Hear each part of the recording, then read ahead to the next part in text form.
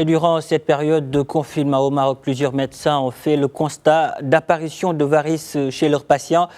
Ces marques que l'on retrouve au niveau des jambes peuvent avoir plusieurs origines, dont le manque d'activité physique, mais ce n'est rien d'alarmant. Un suivi et un traitement adéquat permettent de les éliminer. Noa Bazir.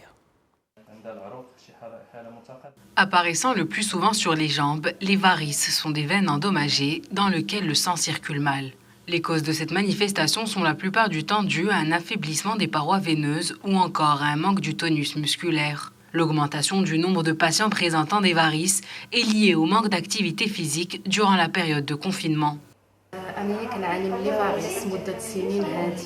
Mon médecin m'a donné un traitement et m'a conseillé de faire du sport à la maison et de faire plus attention à ce que je mange. Aujourd'hui, suite à ma consultation, mon médecin m'a annoncé que j'allais mieux.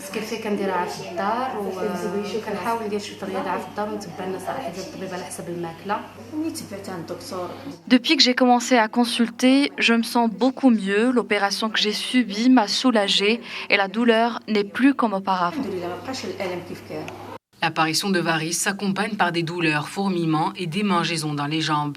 Une consultation chez le médecin est primordiale car elle permet d'évaluer leur ampleur et de déterminer le traitement nécessaire.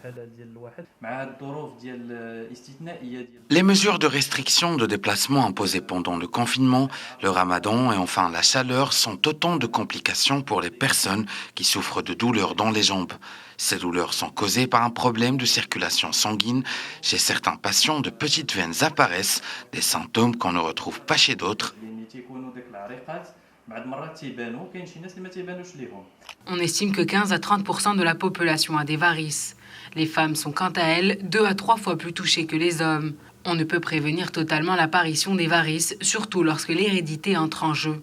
Il est toutefois possible de diminuer leur évolution à travers la pratique d'une activité physique régulière, mais également à travers la consommation d'aliments riches en fibres et pauvres en sodium.